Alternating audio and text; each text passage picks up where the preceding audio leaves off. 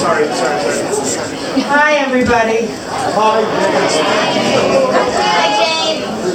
Wow, this is a fabulous tournament. I'm at the golf course, of course. We're going to get started, and thank you all so much for being here. It just means so much to us. I'm so sorry to tell you that my sister and her husband, who is the bagpiper, are sick with COVID. So we have no bagpiper, but it's me starting us off instead. So I just want to say this community is so truly awesome, and I can see that by just looking at all of you here. And I'd like everybody to be able to speak, but of course we'd be here tomorrow if we did let that happen. So if you did want to tell a story, there's going to be after this is taped and stuff, that camera's going to move to the boardroom, and we would love to tape your story so I can see it later. Or then again, I'd love to sit down and tell stories at a later date too. So we're going to get started, and we're going to start with Jack's cousin, my cousin too, Dr. Ralph Heckard.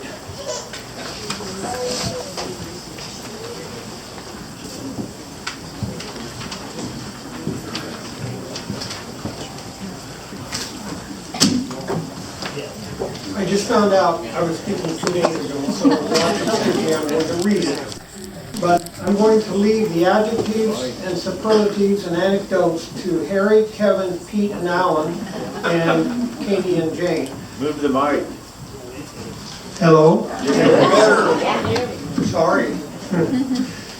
I'd like to recite a personalized adaptation of a poem by a famous South Dakota cowboy poet that was written in 1904 by Badger Clark, and it's called The Cowboy's Prayer. O Lord, Jack never lived where churches grew. He loved creation better as it stood that day you finished it so long ago, and looked upon your work and called it good. He knew that others find you in the light that sifted down through tinted window panes, and yet he seemed to feel you near on dim, quiet, starlit nights on the plains. We thank you, Lord, that Jack was placed so well, that you made his freedom so complete, that he was no slave of whistle, clock, or bell, nor weak-eyed prisoner of wall and street. You let him live his life as it began, and gave him work that was open to the sky, a partner of the wind and sun, so he never asked for a life that was soft or high. He was easy on the man that was down, and square and generous with all. Though he was at times careless, Lord, when he was in town, never let them say he was mean or small, as he was as big and open as the plain, as honest as a horse between my knees, clean as the wind that blows the rains, and free as the hawk that circles down the breeze. Forgive him, Lord, if sometimes he forgot about the reason you were hid. You understand the things that gall and fret. You knew him better than any. Just keep an eye on him, and all that's done and said, and right us all if we turn aside, and guide us on the long trail ahead that stretches upon the great divide. And with that, I would simply say that there's no other cowboy I'd rather ride beside than him. He came many times to Idaho, and we went hunting many times by horseback, and he had ethics as good of ethics as any cowboy I ever have known. And he lived by a creed of don't be scared of nothing, make sure every shot counts, and always ride for the brand. And I will leave it to Harry now.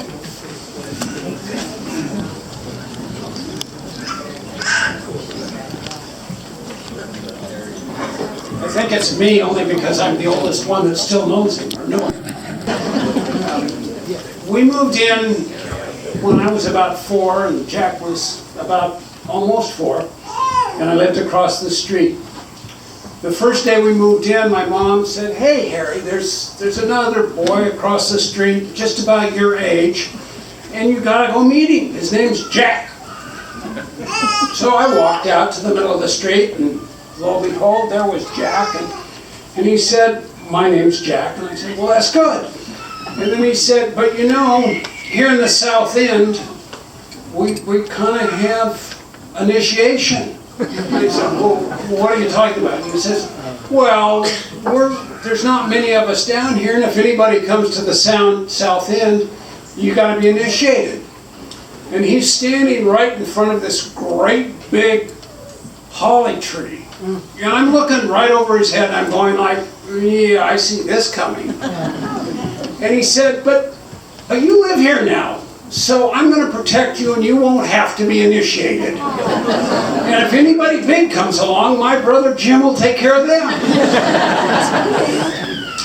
So that's kind of how I remember Jack always. I mean, we did lots of things and we were outside, and Bill reminded me that we got total freedom down on that end because all of our mothers had other children coming behind us and they didn't have time for us.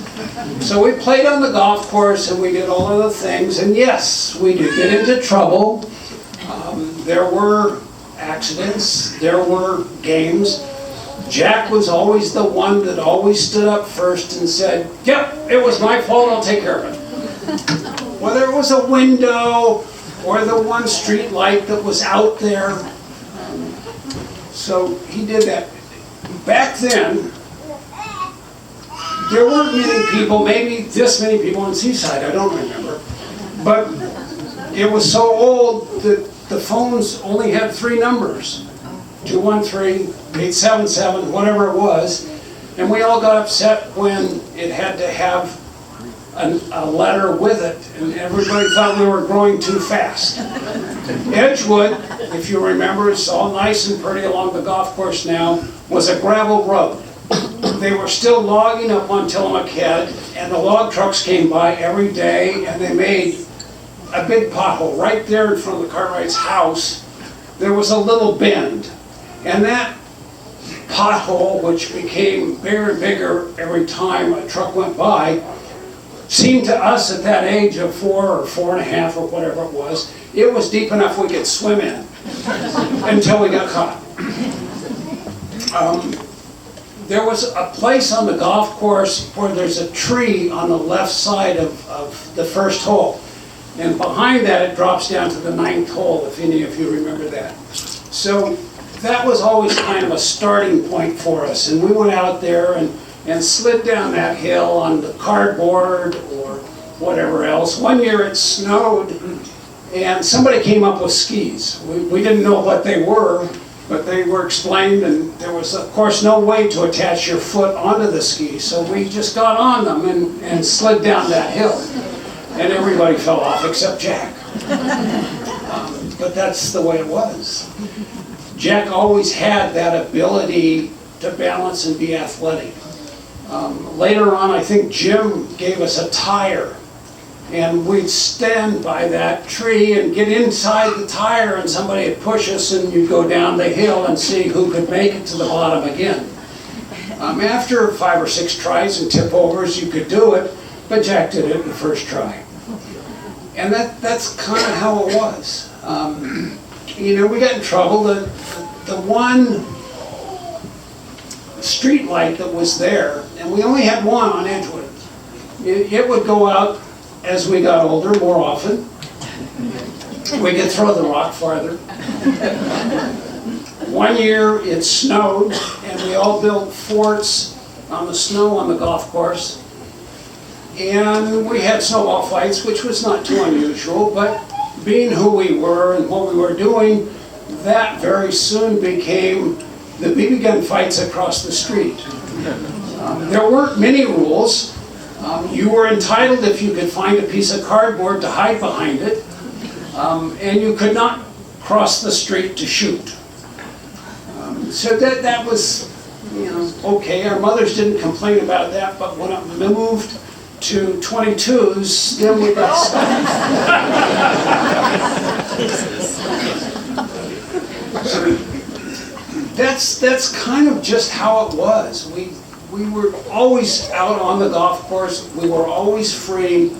We all had dogs. They all ran free. It just, there wasn't anybody around. I mean, for several years it was Jack and I just there and doing our things, and we had big friends, but as time went by, other people started moving into the neighborhood.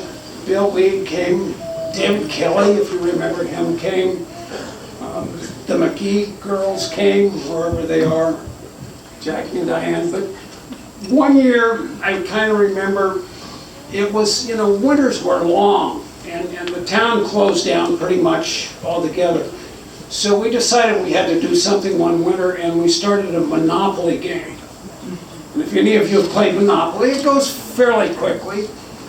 With 4 of us at the table, we played that game for over a month before we got it finished. It was, we didn't go back and start it again right away. Jack did things, he was athletic, he made bold decisions and acted on them. He was always responsible. When a window was broken, he came and just said, I did it. I'll fix it, that's it. And he did that for as long as I've known him. It's the thing that as a 4-year-old or a 5 or an 8-year-old, I remember that he was always doing. One time, I don't know if Seaside Kids put on a little golf tournament or not. Somebody did. And we were out on the golf course, and I was matched against Jack. And maybe we were almost in middle school then. I never knew how he got so good because I never saw him practice. And we'd go play occasionally, but nobody practiced golf back then. So I was paired against him, and it was a match, and because somebody, who I don't know, decided that he was better than I was, that was the only match I ever won against Jack. And they gave me 2 strokes a hole on a 9-hole course to beat him. So it was just like that. It was, the town was small, the south end was small, there were a couple other people who lived down the street, but not many. And as we grew older and got into school, then we met other people, and other people, Nemos moved around, the other people moved down the street. We had Albertis, and we had the Sigurdssons were down there.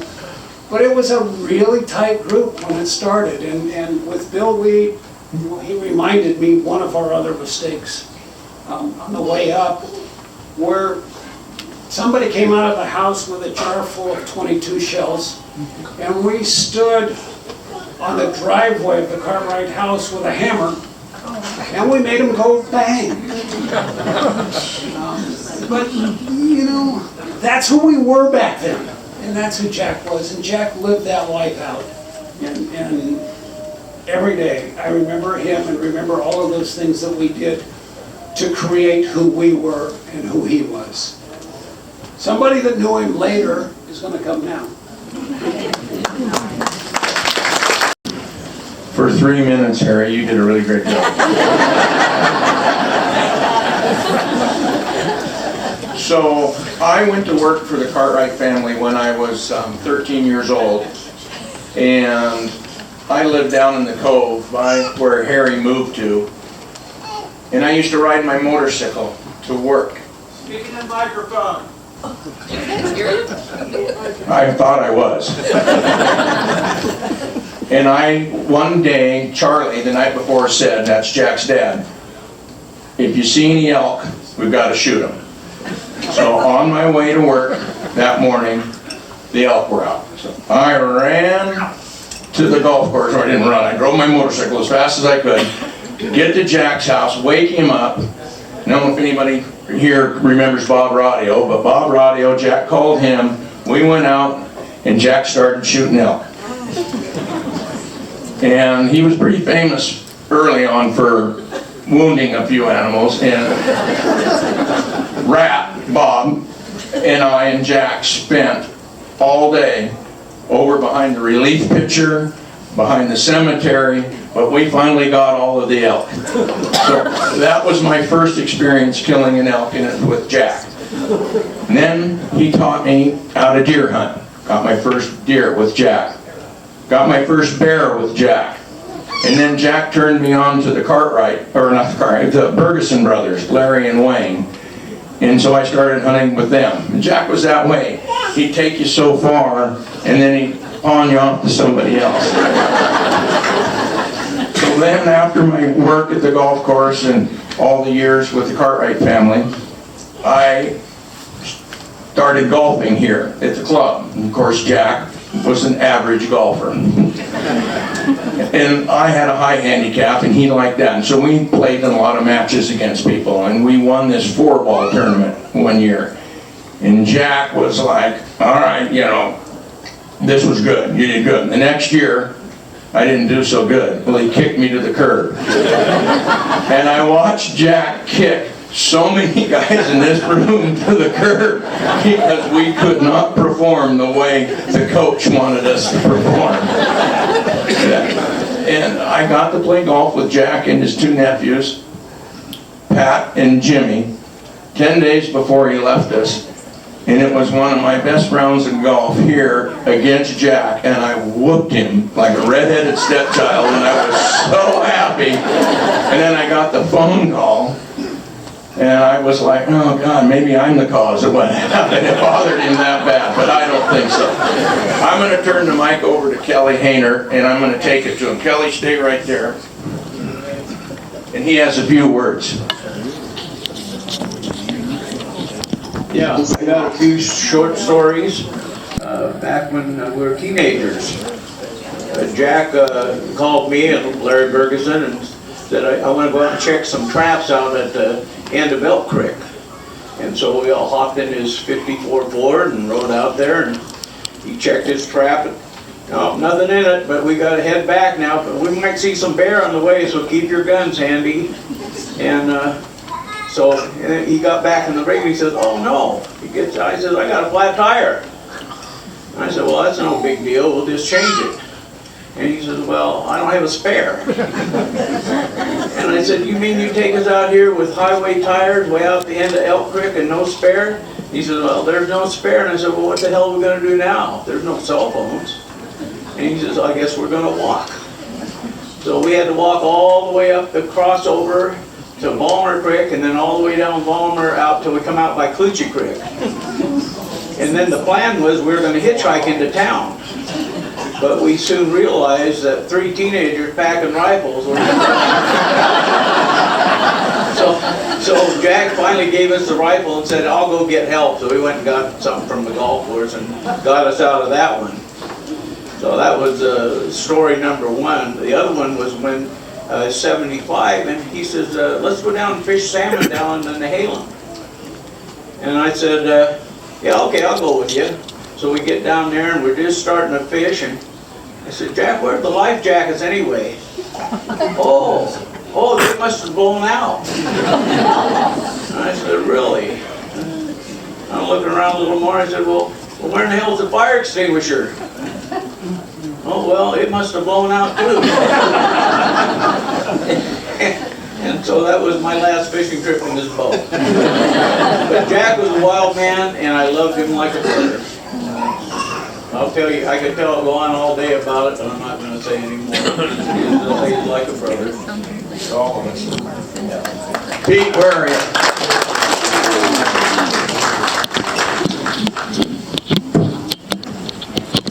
Harry, I could have gone on and on and on. I cut it short.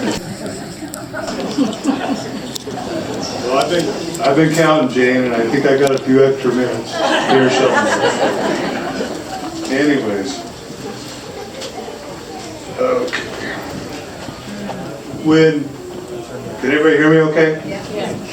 Alright, well. First thing every time anybody asks me, you know Jack Cartwright, or what about that Jack Cartwright, or what about that Jack Cartwright guy, I always tell them the same story, almost always, so I'll start out here with the same story. Is I didn't meet Jack until I was he was 49, I think, and I knew of him, but we never crossed paths until he was older, so that was probably my good fortune after I heard all the stories about him. But anyway, we went duck hunting when I first met him one time, and we got done duck hunting. We were up above Astoria at the John Day boat ramp, and I was up getting the boat and trailer, and a buddy of mine pulls in, Gary Matson, and he wants to talk, and so we're talking, and then he looks down there at the ramp and he sees Jack holding the boat, and he goes, Cartwright, he goes, what are you doing with him? And I go, well, we're neighbors back in the swamp there, and our kids go to preschool together, and he goes, every story you'll ever hear about him, it's true. And so, fortunately, I knew him long enough, we made some pretty good stories of our own. One year, it was opening day of dump season for crab. And we dumped our first load of pots. We were coming back to get another trailer full of pots, and Troy Johnson's with me, and I said, I'm going to just call Jack, and it was elk season. I'm going to call Jack and see if there's any elk in his yard. And so I call him up, and I go, Jack, any elk around? He goes, yeah, there's a bull right here. And Abby had the tag, and so I said, okay, I'm going to go get Abby up, and we'll be right over there. And he goes, okay. And so Troy's sitting there, he goes, hey, I thought it was dump day. We were dumping pots. And I go, oh, we'll just go shoot this elk and be done with it and be okay. And Troy goes, he called them city elk. He goes, these city elk never work out like that. And so we go over there and we drive right by, and the elk's laying in the yard and it's looking at us. And we drive right by it. Jack's got pillows on the car, sitting drinking coffee, and we get Abby out there, and he goes, now Abby, when it stands up, shoot it. He goes, don't let it leave the field. And so we're like, okay, so about 10-15 minutes it stands up, Abby shoots, hits it, and it starts walking. He goes, Abby, shoot it again. And she shot, it keeps walking. Abby, shoot it again. And she shot, it keeps walking. And Jack, no patience, he just ripped the gun out of her hand, and bam, dropped it. He turns around, he goes, that's how you do it. And so we're sitting there, and Troy's looking, he goes, well, there's another legal bull right there. And it came out of the Scotch broom, bam, he shot that. And then Troy's like, cops are going to be here in 10 minutes. Jack goes, that's all right, another tag will be here in 5.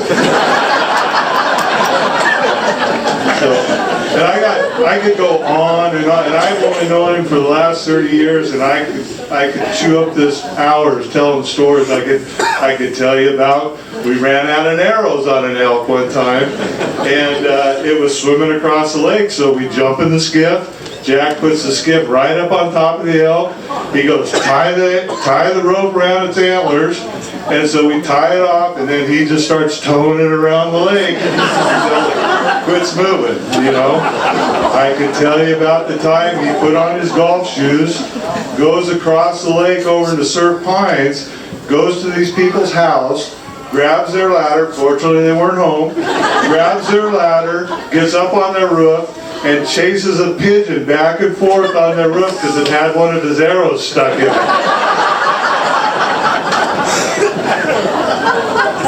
So, anyways, Jack would do, if he didn't like you, he wouldn't get out of bed for you. But if you were his friend, Jack, can I take this? He'd take it. Jack, will you do this for me? Sure. He never thought anything. He was, I don't know very many people, whatever he had, whatever he could do for you, he'd do it if he liked you. And my wife even talked him into being Santa Claus one winter, which is hard to believe. I know Jack dressed up as Santa Claus, but he did it. And so, yeah. Anyways, I'll keep this short. Too late.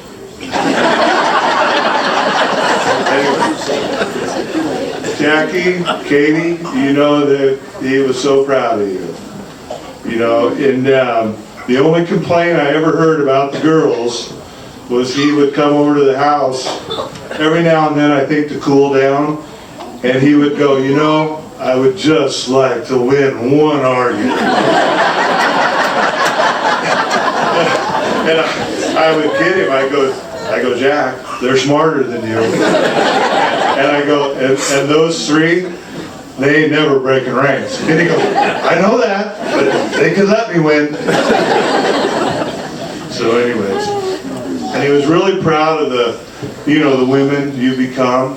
And he would be the first to admit this. And everybody in this room knows this. We'll give your mom about 87% of the credit for that,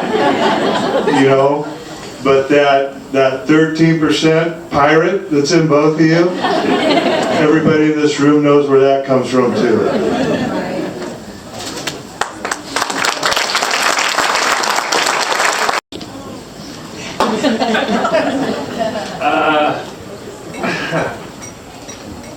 Everybody here didn't expect to ever be at this event, ever. Jack Benton Cartwright fought in the Civil War. And then he joined the Army, went to Vietnam, and golfed as a colonel. And that's pretty much what he did in the military after the Civil War. He was supposed to outlive us all. And I'm looking around this room, and I'll be honest, I don't know a lot of you. And that's okay, because that's obviously how many people Jack touched. I only really met him probably about 8 years ago or so, with Preston Van Hook and Duger and Weston, and Johnny Colasso was our head pro, and he somehow found out that there was this stupid asshole that golfed and he didn't take shots. He would play you straight up no matter what your handicap was. And he's like, well, I gotta meet this idiot. And that was me. I love golf. I love Jack. I knew of him before I ever met him. And when I first saw him, my first thought was, Jesus, he looks just like my grandfather. My dad's dad was military, only Navy. He was an engineer on a sub. He was a loving, caring man for people he knew and respected. But if you weren't, say, a good person, he didn't like you. And at times, and everybody knows this, he could be mean. He wouldn't be afraid to tell you what he thought or what he thought of you if you were out of line. And if he respected you, he would do anything for you. Everybody, I mean, he would do anything. This guy helped me move twice in a 2-year span. And this was just a couple years ago in his mid-70s. And I moved up on the hill in Astoria above Pig and Pancake where there's stairs and no real entrance. So me and him had to carry this friggin' couch up 42 steps into my stupid little house. And I got to the top of the steps, I thought I was gonna die. And he looks behind me and he's looking at me, he goes, what the hell's wrong with you? And I go, I'm out of wind. And he goes, I can't say it right now. He called me a name that, I was like, sorry, Jack, you put your head down and you scurry away. But, yeah, you're right, sorry. I can't say enough about the man other than he taught me a lot. He did every golfer's fantasy every day. He shot his age. I mean, there wasn't a time. His last round on Wednesday before he passed, he broke 80. 79. He was 80 years old. He told me, he goes, if I ever can't break 80, I'm done playing this game.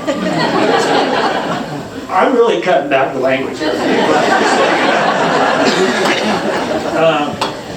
And 2 years ago, he got in a little trouble heading home from here, and he ran into a guy that thought he could drive better than Jack, or thought he should be ahead of Jack, and Jack said, I don't think so, and pretty much ran him off the road.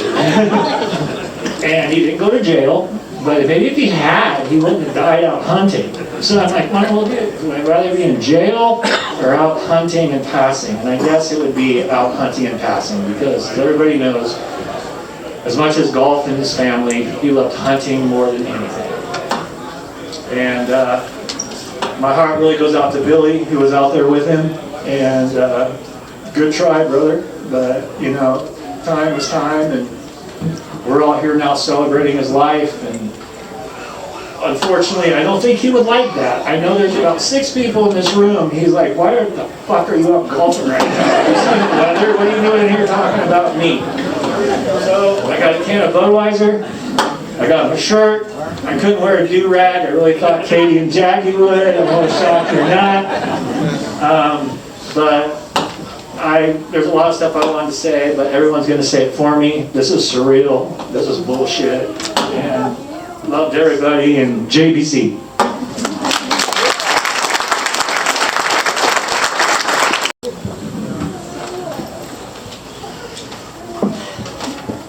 My dad gave me so much. His blue eyes, his sarcastic sense of humor, and love for golfing and hunting. But most importantly, the belief that I could do anything that I put my mind to. He believed in my sister and I so much that it made it easy to believe in ourselves. One of the things I will miss the most is his grin when I did something he was proud of. If it was a good drive, shooting my first elk, or getting a promotion at work, the look he gave me was the best. I heard through a friend of his that he told him I was running the whole hospital in Portland. This is extremely far from accurate. But he always cared less about the exact details of a story and more about how he told it. We have all heard some great Jack stories. Whatever he did 100% and going 100 miles per hour. When he was stubborn, he was the most stubborn. And when he was grumpy, he was the grumpiest. And he was the kindest, most generous, supportive, and caring person that you'd ever meet. If he cared about you, you knew he would do anything for you. And if you were really one of his favorites, he added a Y to your name. He loved big, and he lived big. Thank you.